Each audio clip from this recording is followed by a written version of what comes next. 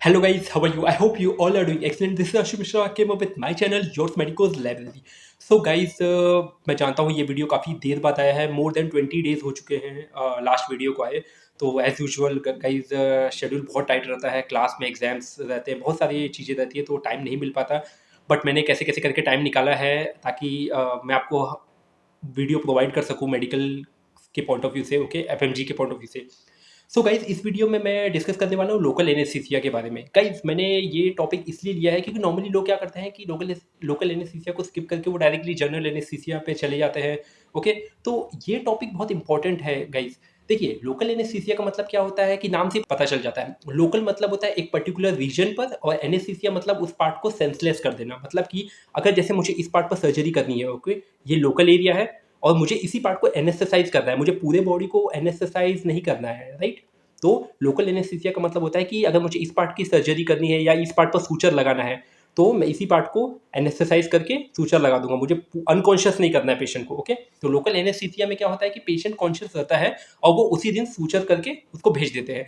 ये आप बेसिकली देखोगे नॉर्मली कहीं सूचर लगाने के प्रोसेस में होता है लोकल एनेस्थीसिया, और कहीं डेंटिस्ट वाले केसेस में भी आपने देखा होगा कि डेंटिस्ट भी लोकल एनेस्थीसिया को ज़्यादा प्रीफर करते हैं.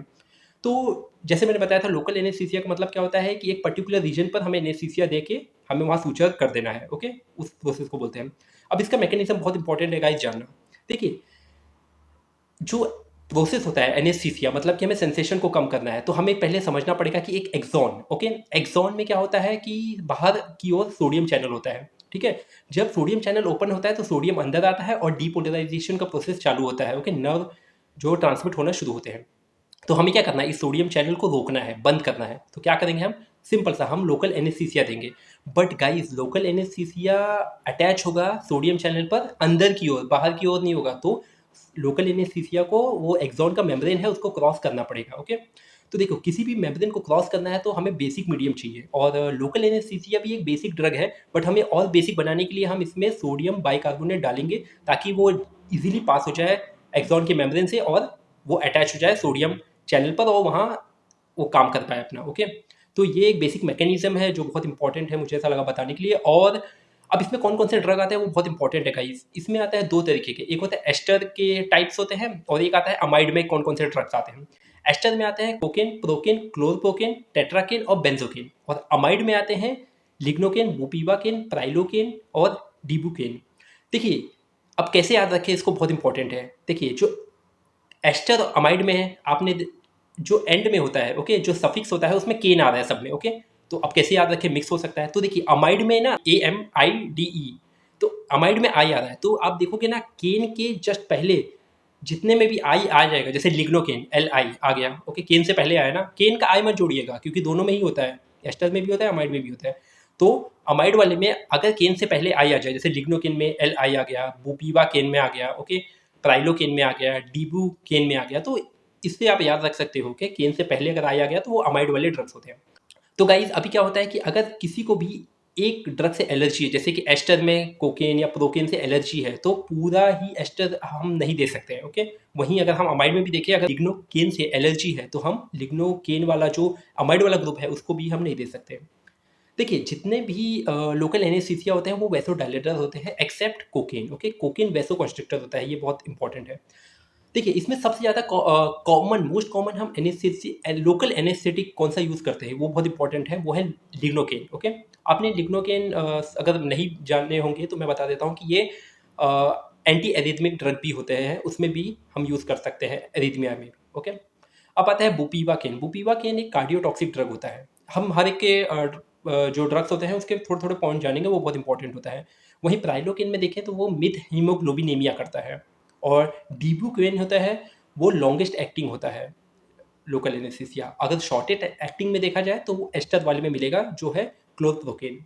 ठीक है, तो ये कुछ ड्रग्स हैं जो मुझे लगा बताना चाहिए आपको. और एक और चीज़ गाइस बहुत इंपॉर्टेंट है, इसको बोलते हैं एक टॉपिक है, उसको बोलते हैं इन्फिल्ट्रेशन एनेस्थीसिया. इसका मतलब क्या होता है कि समझ लो मुझे इस पार्ट में सूचर करना है. ओके, तो मैं क्या करूँगा, इसी पार्ट में सिरिंज में लेके, ओके, इस पार्ट को एनेस्थीसिया दे दूंगा बाय सबक्यूटेनियस रूट के थ्रू. ओके, तो सबक्यूटेनियस रूट के थ्रू मिल जाएगा और मैं सूचर कर पाऊंगा.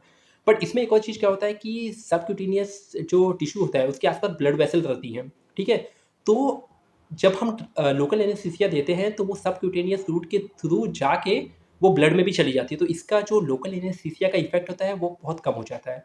तो इसका जो इफेक्ट बढ़ाने के लिए हम एड्रेनालिन देते हैं, ताकि जो पर्टिकुलर रीजन पर हमें उसका जो लोकल एनेस्थीसिया का इफेक्ट है उसको बढ़ाने के लिए हमें एड्रेनालिन डालना पड़ता है, बट इसका जो रेशियो होता है वो 1:1 लाख या 1:2 लाख होता है। इस अमाउंट में हमें डाइल्यूट करके एड्रेनालिन देना होता है। अब एड्रेनालिन क्या करेगा पता है कि जो सबक्यूटेनियस के आसपास के जो ब्लड वेसल होता है ना उसको कॉन्स्ट्रिक्ट कर देगा, ताकि जो लोकल एनेस्थीसिया सबक्यूटेनियस में पड़ा है वो ब्लड में ना आ पाए। ओके, तो ये इंपॉर्टेंट है। बट गाइस इसमें एक बहुत चीज़ इंपॉर्टेंट है कि आप एंड आर्टरीज में नहीं दे सकते। एंड आर्टरीज जैसे कि फिंगर हो गया, यहाँ कोई ट्रिब्यूटरीज नहीं है, कोई ब्रांचेस नहीं है। ओके, एंड आर्टरीज ये हो गया, नोज का टिप हो गया, ईयर हो गया। ओके, तो इस जगह जहाँ एंड आर्टरीज है वहाँ आप इस तरीके का एड्रेनलिन नहीं दे सकते, क्योंकि एड्रेनलिन अगर ब्लड वेसल को कॉन्स्ट्रिक्ट कर देगा तो गाइस वहाँ गैंग्रीन हो जाएगा। तो ये बहुत इंपॉर्टेंट चीज़ है, ध्यान में रखने वाली है कि एड्रेनलिन जब हम ऐड करते हैं लोकल एनेस्थीसिया में, हम एंड आर्टरीज में नहीं देंगे। ओके, क्योंकि एड्रेनलिन का काम क्या होता है, ब्लड वेसल को कॉन्स्ट्रिक्ट करना होता है। समझ लो, मैं आपको एक एग्जांपल देता हूँ। समझ लो मुझे फिंगर में यहाँ मुझे सूचरिंग करनी है, ठीक है? ये एंड आर्टरीज है, ठीक है? तो मैं यहाँ सबक्यूटेनियस रूट के थ्रू एनेस्थीसिया दिया। ओके, और साथ में मैंने एड्रेनलिन दे दिया। एड्रेनलिन का काम क्या होगा कि जो सबक्यूटेनियस टिश्यू के आसपास जो ब्लड वेसल होता है उसको कॉन्स्ट्रिक्ट करेगा और लोकल एनेस्थीसिया का इफेक्ट है ना वो प्रोलॉन्ग कर देगा। बट गाइस इसमें क्या होगा, इसमें तो और ब्रांचेस नहीं है ना गाइस। तो एक ही अगर आर्टरी, एक ही जो लाइन की आर्टरीज है उसी को मैं ब्लॉक कर दूंगा तो ब्लड बाकी फिंगर पर पहुंच ही नहीं पाएगा, तो इससे क्या होगा, गैंग्रीन हो जाएगा। ओके, तो ये इंपॉर्टेंट चीज़ें याद रखिए, रखना कि जो एंड आर्टरीज होता है उसमें हमें लोकल एनेस्थीसिया के साथ एड्रेनलिन नहीं देना है। ओके, तो गाइज ये मुझे लगा कुछ इंपॉर्टेंट टॉपिक्स रहे हैं, जो मुझे लगा इंपॉर्टेंट पॉइंट्स रहे हैं जो आपको हेल्प होगी। सो ऐसे ही मैं ट्राई करूंगा और टाइम निकाल के वीडियो बनाने के लिए। So thank you so much guys for your attention, and if you get any benefit from this so please hit the like button and subscribe my channel. Thank you so much guys.